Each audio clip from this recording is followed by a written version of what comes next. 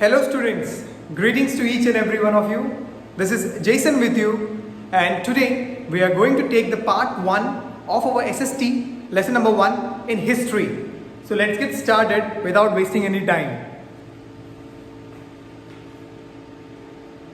So lesson number 1, tracing changes through 1,000 years. So the name of our chapter is tracing changes through 1,000 years. In this chapter, हम इस chapter में क्या क्या करेंगे? We will learn about the major changes that took place between the 8th and the 18th century. क्या क्या major changes आए कब में? 8 और 18th सेंचुरी में. Next, explore how changes occurred at the economic, political, social and cultural front during this period. We will also explore the changes. We will also study what are the changes occurred in economic, in political, in social as well as in cultural front during this period. 8 से 18 century में जो economic, political, social और cultural में differences आए, जो changes आए, we are going to study in this chapter. Apply our learning to reflect on the effect of this changes. हम हमारे सोच विचारों से क्या करेंगे, हमारी लर्निंग से क्या क्या चेंजेस आए हम देखेंगे. So our first topic is how maps have changed. So look at the image 1. There is a one map. This is the image 2. This is the second map. As we can see clearly, second map जो है, that is India का map. India का map जैसा दिख रहा है, श्रीलंका नीचे है. And map 1 or image 1. If you look at the image 1, if we turn upside down this image और हम इस image 2 को हम उल्टा करते हैं, तो we will get this image. Same like this, there is a cone and this is the cone over here, this Sri Lanka and here it is the Sri Lanka. So image 1 में जो है वो भी India का map है, image 2 में जो है वो भी इंडिया का मैप है, बट दोनों में बहुत ज्यादा डिफरेंसेस हैं.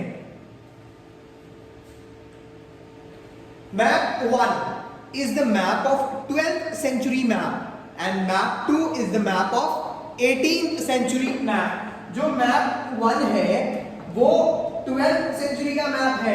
ये जो मैप है वो 12th सेंचुरी का मैप है.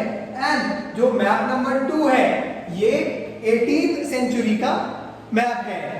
Okay, map 1 is created by Al Idrisi an Arabic cartographer. जो मैप 1 है ये अरबिक कार्टोग्राफर माने दोज हु क्रिएटेड मैप और दोज हु मेक्स मैप, जो मैप बनाते हैं. तो ये जो है मैप 1 जो है वो किसने बनाया, क्रिएट किसने किया? अल इद्रिसी. और वो किधर का था? अरबिक कंट्री का था, अरबिक कार्टोग्राफर.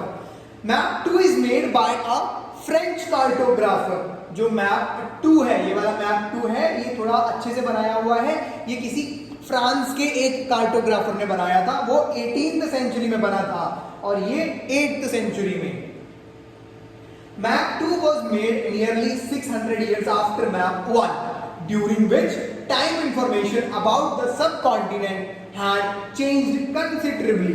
तो ये जो मैप बना था वो आपके 8th सेंचुरी में बना था और उसके बाद जो नेक्स्ट मैप बना, ये वाला मैप जो बना था वो करीब 600 साल के बाद बना था. Observe both the map. So let us observe both the maps. There are changes over here. This is the changes over here. India is more cone like a country over here, but here it's a flat place. Here Sri Lanka, it's not on the right bottom, it's over here to the left side, but in this map we can say it in the center, बीच में ही एकदम. So these are the observation we can made. Next, this map seems more familiar to us. And the coastal areas in particular are surprisingly detailed. This map was used by European sailors and merchants on their voyages, ठीक है। ये जो map है अपना, ये वाला map जो है, इसके जो कोस्टल एरियाज हैं ये ज्यादा डिटेल में दे रखे हैं। That means we can find where the land is and where the water is. That means we can differentiate between where the land and where the sea are. Okay, and this map is much more clearer. ज्यादा clear कौन सा map है? ये वाला map है। Equally important is the fact that the science of cartography differed in two periods. Meaning 8th century में ज्यादा चीजें नहीं थी जिससे वो मैप बना सके, लेकिन 18th सेंचुरी में जब वो आए तो उनके पास और भी ज्यादा चीजें होने लगी, ज्यादा सामान आने लगे, नई नई टेक्नोलॉजियां आने लगी, जिससे वो मैप और ज्यादा अच्छा और ज्यादा क्लियर बना सकते थे।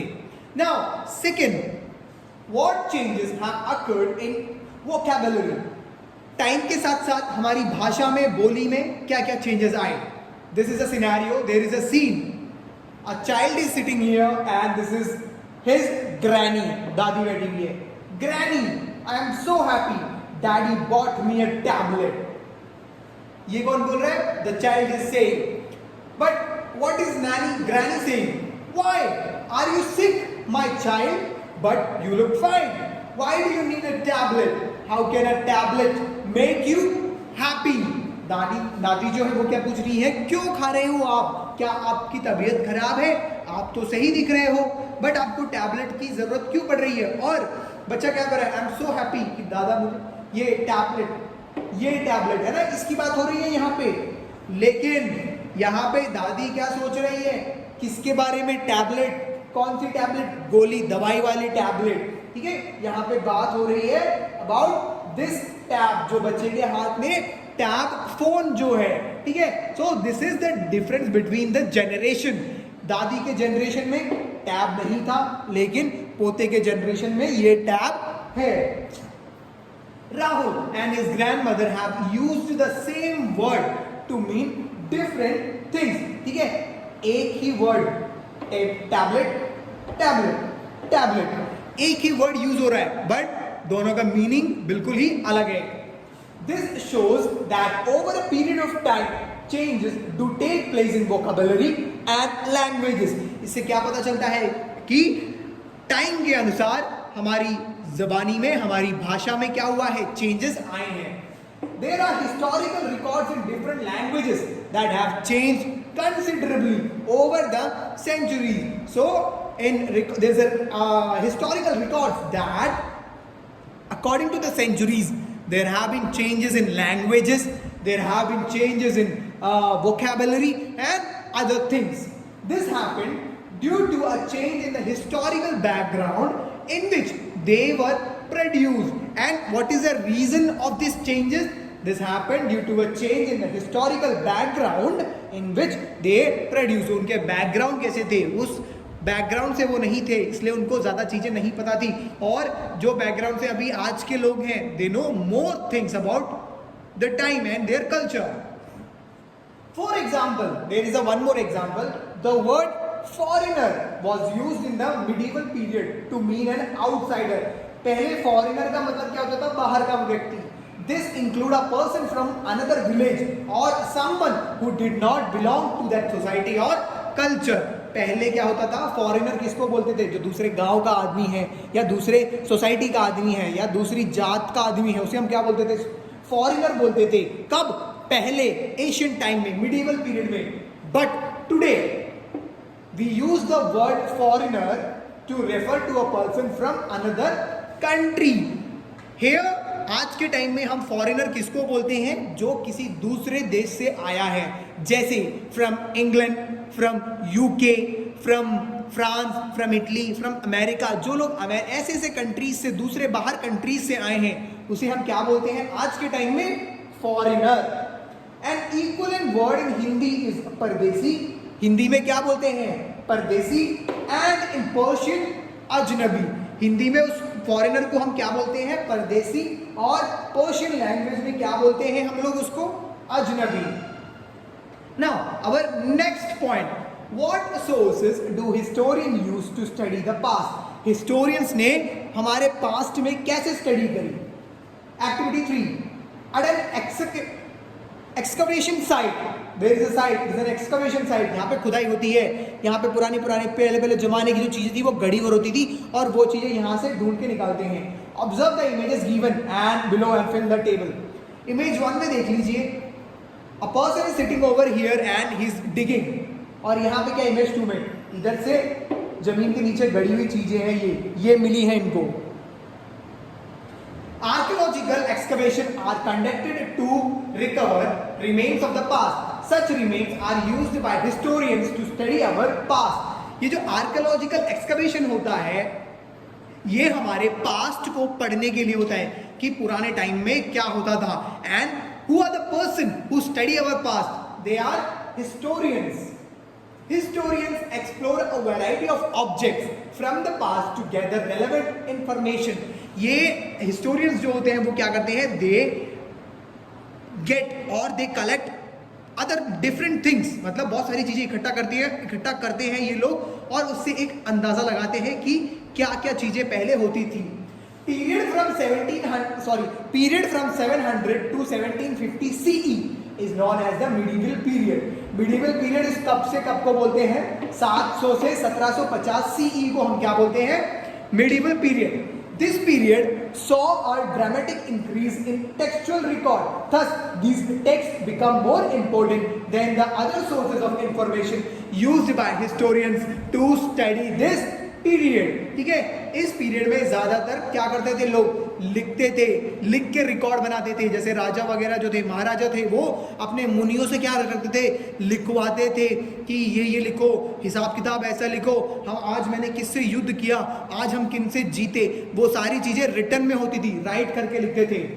During this period, paper gradually became and widely available. It was used to create manuscripts. ठीक है, वो पेपर जो थे उस टाइम पे बहुत ही ज्यादा सस्ते थे और बहुत ही ज्यादा मिलते भी थे. Today, manuscripts were placed in archives. तो ये जो manuscripts जो हैं, ये जो सारी चीजें इन्होंने जो लिख रख के कहाँ पे रख रखी हैं? आर्कीव्स में. ये हमारा नेशनल आर्कीव्स ऑफ म्यूजियम है, वो दिल्ली में है.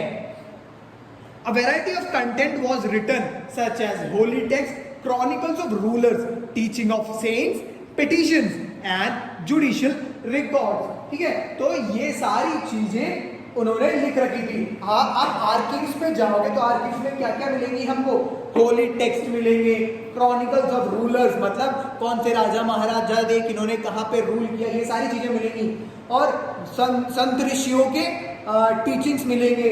उसके बाद पिटीशन एंड जुडिशियल रिकॉर्ड, किस तरह से वो रिकॉर्ड वगैरह करते थे. So this is the part 1 of our chapter number 1 from history. ठीक है, तो आई होप कि आप लोगों को ये वीडियो समझ में आया होगा. And in our next video we will complete the chapter and later on I will share the PDF of the question and answers to you.